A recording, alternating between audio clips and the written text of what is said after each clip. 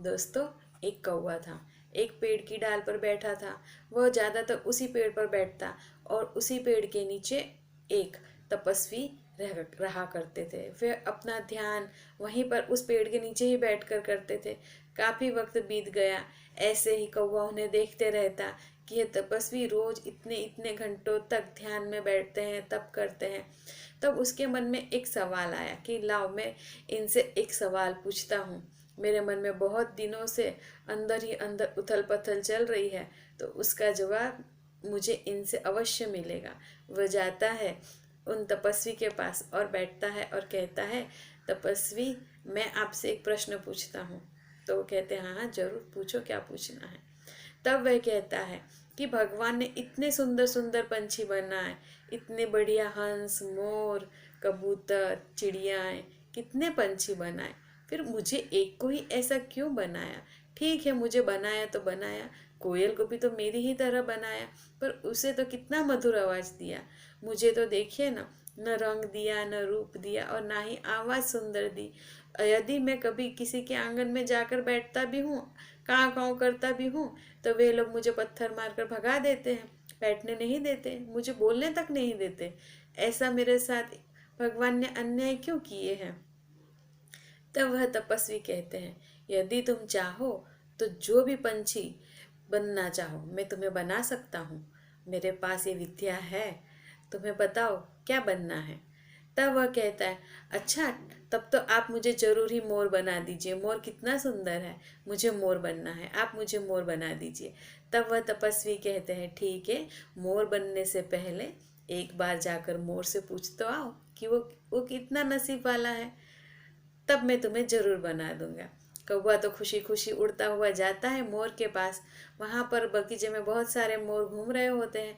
एक मोर के पास जाकर कौवा कहता है, हे मोर, तुम तो बड़े खूबसूरत हो, तुम कितने भाग्यशाली हो, कितने सुंदर, लोग तुम्हें देखकर कितना खुश होते हैं।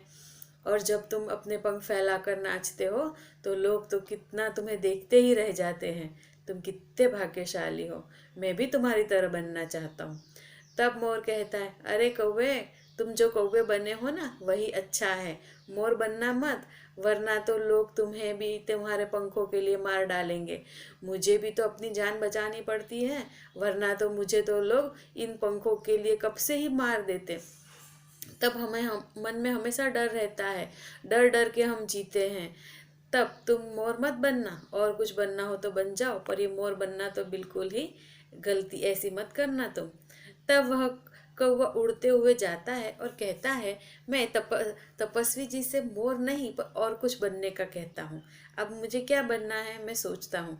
तभी उसकी नज़र वहाँ पर हंसों का जोड़ा होता है उन पर पड़ती है। वो सोचता है, आहा कितने सुंदर हंस है, मैं जरूर हंस ही बन जाता हूँ। पर चलो इनसे भी एक बार पूछ ही लेता हूँ कि ये कितने सौभाग्यशाली है, इन्हें कितना अच्छा लगता है हंस बनकर।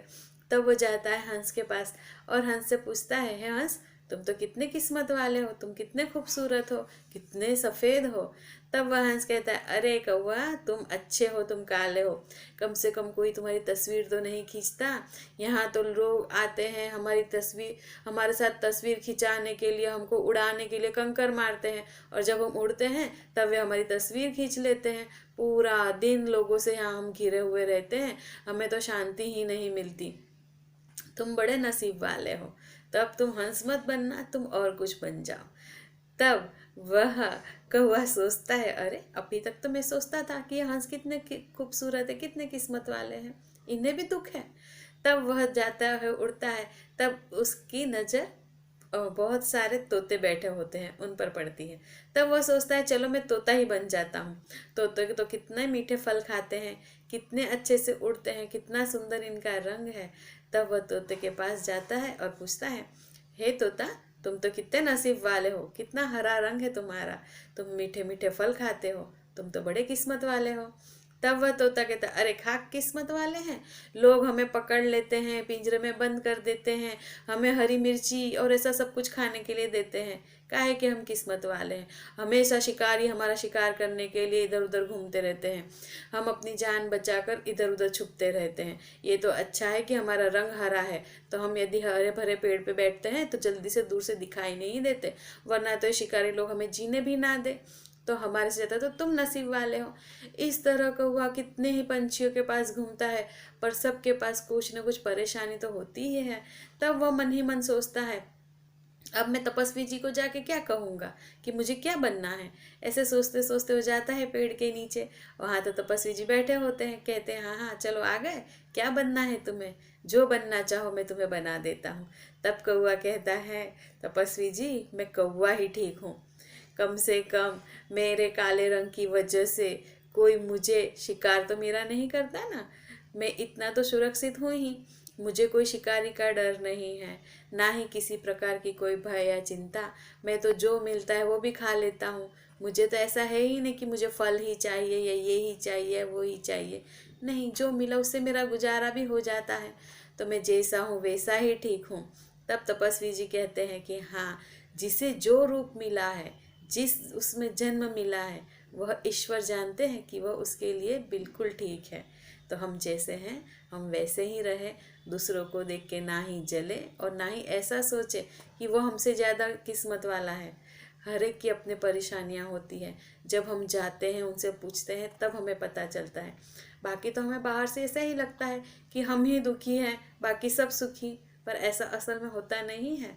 तो हम जिस परिस्थिति में भी हैं, जो रंग है जो रूप है, हम अच्छे हैं। हमें ईश्वर ने इसीलिए बनाया है क्योंकि हम अच्छे हैं। जय श्री कृष्णा।